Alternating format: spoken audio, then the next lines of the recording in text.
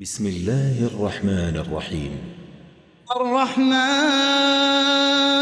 علم القرآن خلق الإنسان علمه البيان. الشمس والقمر بحسبان والنجم والشجر يسجدان. والسماء رفعها ووضع الميزان ألا تطغوا في الميزان وأقيموا الوزن بالقسط ولا تخسروا الميزان.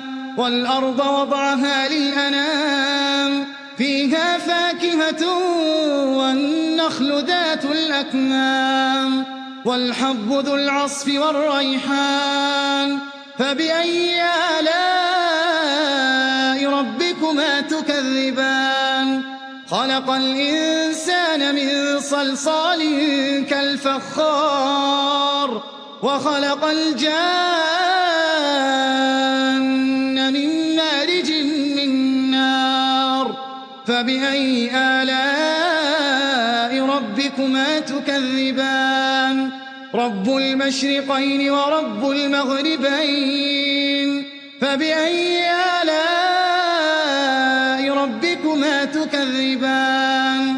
مرج البحرين يلتقيان بينهما برزخ لا يبغيان. فبأي آلاء ربكما تكذبان؟ يخرج منهما اللؤلؤ والمرجان. فبأي آلاء ربكما تكذبان؟ وله الجوار المنشآت في البحر كالأعلام. فبأي آلاء ربكما تكذبان؟ كل من عليها فان ويبقى وجه ربك ذو الجلال والإكرام. فبأي آلاء ربكما تكذبان؟ يسأله من في السماوات والأرض كل يوم هو في شأن. فبأي آلاء ربكما تكذبان؟ سنفرغ لكم أيها الثقلان. فبأي آلاء ربكما تكذبان؟ يا معشر الجن والإنس إن استطعتم أن تنفذوا من أقطار السماوات والأرض فانفذوا لا تنفذون إلا بسلطان. فبأي آلاء ربكما تكذبان؟ يرسل عليكما شواظ من نار ونحاس فلا تنتصران.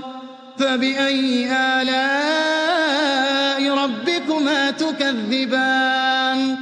فإذا انشقت السماء فكانت وردة كالدهان. فبأي آلاء ربكما تكذبان؟ فيومئذ لا يسأل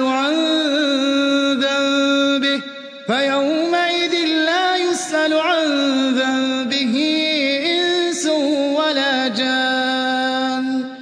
فبأي آلاء ربكما تكذبان؟ يعرف المجرمون بسيماهم فيؤخذ بالنواصي والأقدام. فبأي آلاء ربكما تكذبان؟ هذه جهنم التي يكذب بها المجرمون يطوفون بينها وبين حميم آن. فبأي آلاء ربكما تكذبان؟ ولمن خاف مقام ربه جنتان. فبأي آلاء ربكما تكذبان؟ ذواتا أفنان. فبأي آلاء ربكما تكذبان؟ فيهما عينان تجريان. فبأي آلاء ربكما تكذبان فيهما من كل فاكهة زوجان فبأي آلاء ربكما تكذبان متكئين على فرش بطائنها من استبرق وجنى الجنتين دان فبأي آلاء ربكما تكذبان فيهن قاصرات الطرف لم يطمثهن إنس قبلهم ولا جان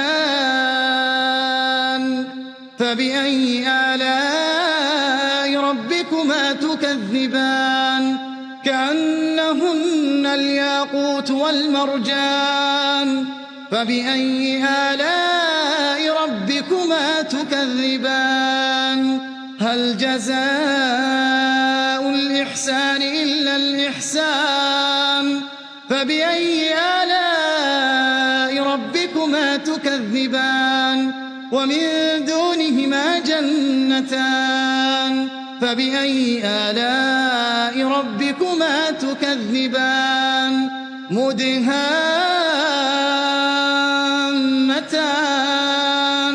فبأي آلاء ربكما تكذبان فيهما عينان نضاختان فبأي آلاء ربكما تكذبان فيهما فاكهة ونخل ورمان فبأي آلاء ربكما تكذبان فيهن خيرات حسان فبأي آلاء ربكما تكذبان حور مقصورات في الخيام فبأي آلاء ربكما تكذبان لم يطمثهن إنس قبلهم ولا جان فبأي آلاء ربكما تكذبان